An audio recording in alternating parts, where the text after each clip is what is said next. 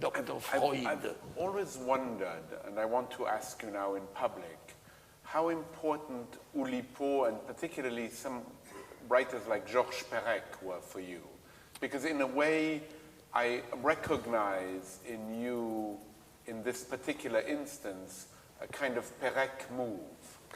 You make me a strange question, because I met the Oulipo very early in '61, when in a congress I met François Le Lionnais, Yves Berger. They started telling me about Oulipo, and then I translated Exercice de Style by Queneau.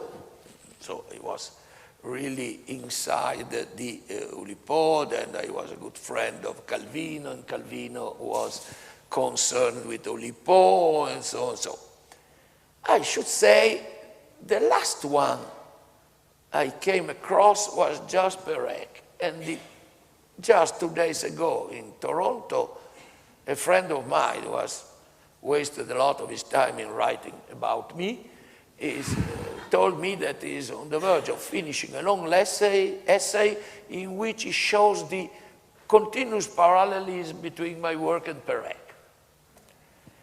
And so I would say, of the people of Oulipo, Perec was the one who has less influenced me. But it seems that, you know, there are also unconscious influence. You are influenced by books you have read 50 years before. Once one of my friends, after The Name of the Rose, said, but you should have been influenced by Dmitry Merezhkovsky. It's like Taksil. Nobody knows any longer who he was. He was a decadent Russian writer between the end of the beginning of the 20th century, wrote historical books on Leonardo, Julian the Apostate, and so.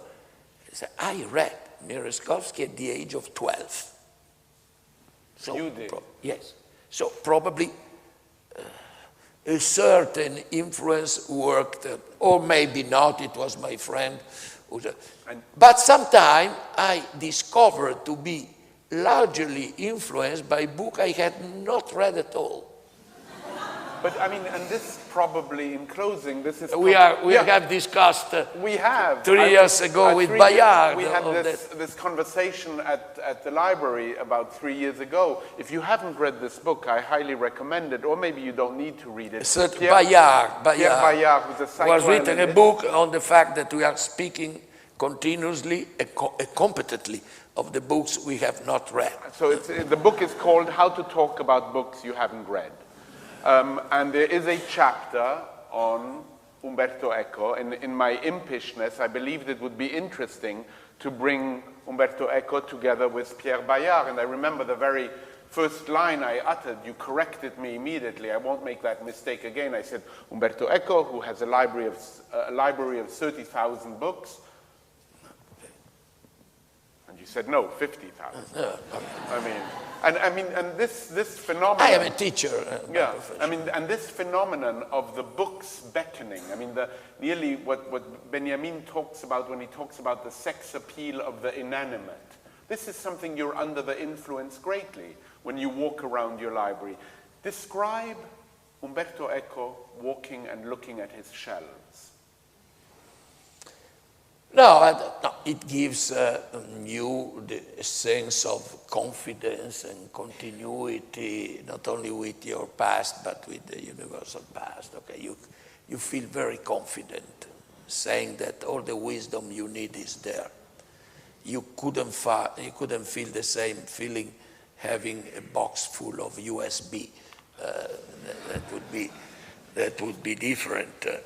The same way in which it can be moving to find in your cellar the edition of Pinocchio you read at the age of 6 with your scribbles, the mark of your thumbs, and if you found the iPad or USB of Pinocchio, you didn't feel any emotion. So it's very beautiful to walk around the corridors of your library. But the typical case is the one in which you have not read the books in your library. That is the majority of the books. Otherwise, why to keep a library only to store the books you have already read? No, you have a library as a place in which you can find every time you need the book to read. And it happens that certain books are looking at you for years and years with a sort of reproach, and you feel embarrassed and ashamed. And finally, after 30 years, you have that book on your shelf, you pick it up, you open it, start reading, you know that, and you discover that you knew perfectly what he was saying. Reasons. One is a little occultistic, since I believe I belong to the skeptical association against abnormal experiences. But it seems that something passes by the book through your fingers to your brain, and so you absorb a part of the wisdom of the book. The second one is that every time in 30 years you picked up the book, even though only for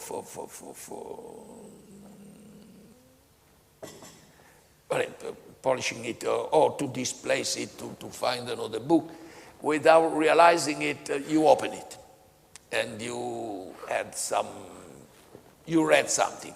And the third reason, the most scientific, that in those 30 years you have read many other books that were speaking of that one. And so when you open it, you discover. So at a certain moment, you have the impression to have read all of your books, which is false, but it's very consoling. Thank you very much.